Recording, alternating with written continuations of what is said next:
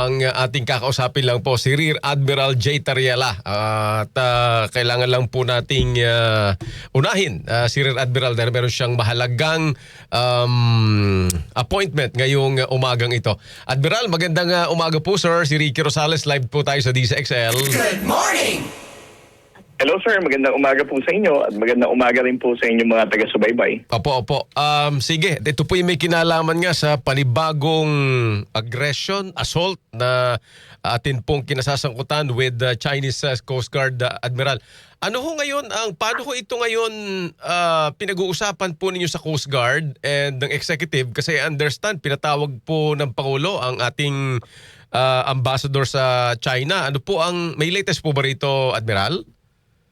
Well, sir, ang pinaka-latest natin ngayon regarding dito sa mga na-injured na mga AFP personnel natin is as of yesterday, nakuha na po ng Philippine Coast Guard vessel, ito pong BRP Melchora Aquino, at ng BRP Malapascua, yung dalawa pong tropa natin na na-injured sa ulo, no?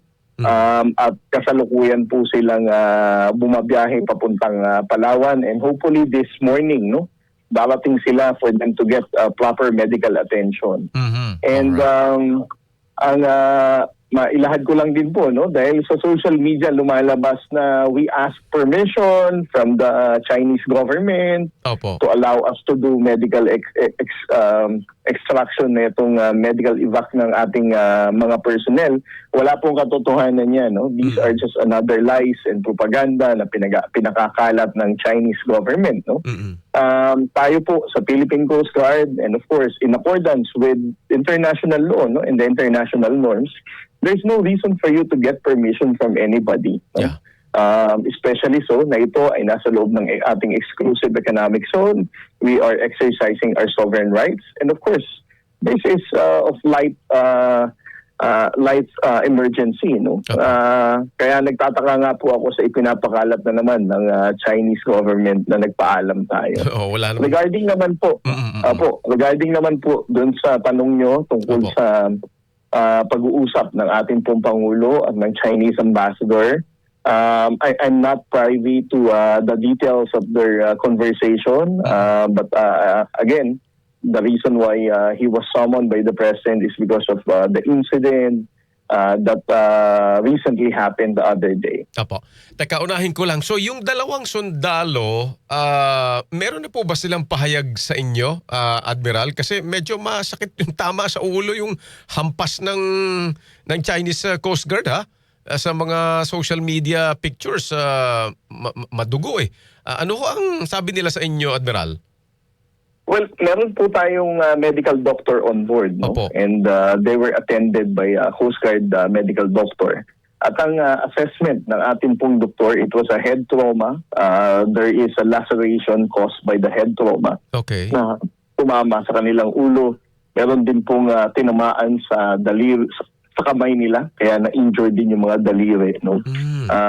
Again, nakita naman natin sa video how violent, how barbaric the Chinese Coast Guard, no? Exactly. Ang ipinapakalat din nila na tayo ang nauna. Ang unang tanong natin dyan, ano kasi ang ginagawa nila papalapit sa BRP Sierra Madre? It's a naval commissioned vessel. At we have all the reasons to drive them away. Secondly, sa video na ipinakalat nila na ginagawa rin nilang propaganda, wala tayong nakita rito na tinamaan ng kahit na anong sinasabi nilang pinalo whatsoever.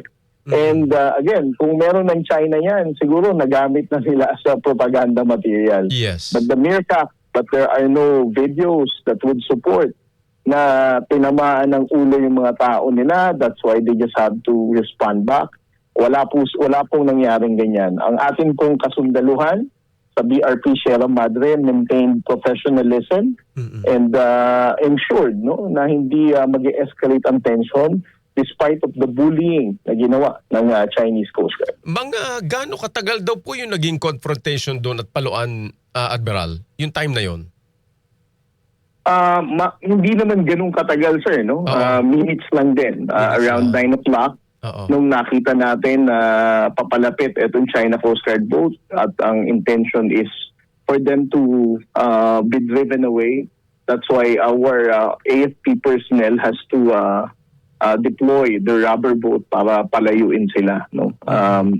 Wala tayong intention ditong manakit. And obviously, ang China Coast Guard, they all have the intent to harm our personnel dahil meron silang dalang mga baton, meron silang dalang pamalo. Oo. But for our personnel, we are only holding on wooden paddles. Paddles. Pangsagwan. Opo. Yes. So ito, Admiral, prior to that confrontation, di ba merong usually yung pagraradyo at sila'y binabalaan? May nangyaring gano'n, ano? Yung maliit na boat kasi na yun, sir, pwede mo Oo. namang sabihin lang na move away, move Oo. away. Rinig na nila. Kasi ang lapit na Ang nila lapit, oo nga And since insisting silang lumapit, that's why our AFP decided to deploy rubber boat. Oo. But again, let me reiterate, no, it is not to harm the China Coast Guard personnel, but only to drive them away dahil this is a military vessel, no? Opo. And this is a military station.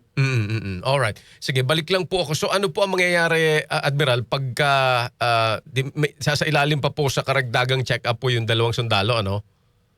Yes, definitely, sir. No, Oo. ang intention natin why we did the medical evacuation is for them to undergo the proper medical treatment sa ospital. No, of course, magkakandak pa ng MRI, i-check kung ano talaga ang effect ng head trauma ng ating po mga personnel. Opo, at doon pa magkakaroon ng karagdagang information pa pag nakausap po natin yung dalawang sundalo. Okay. Admiral, mga final na lang po ito, point. How do you interpret, kasi doon sa press con po ni Chinese Ambassador Jing Quan, parang ang kanyang description ay constructive yung naging pag-uusap. I mean, just help us to, maybe lang naman, parang make sense of that. Sa inyo, anong ibig sabihin po noon? Well, alam mo naman, sir, no? Ang ating pong Pangulong Bongbong Marcos, President Ferdinand Marcos Jr., has always been pushing for diplomacy, no? So kapag ang kausap niya ay si Pangulong Bongbong Marcos, he really wanted to clarify things, kaya siya constructive. And then at the same time, sinasabi niya rin na there's no other way palagi for us to resolve our differences but through diplomacy. So wala tayong ibang intention why he was summoned, but also to clarify things, no?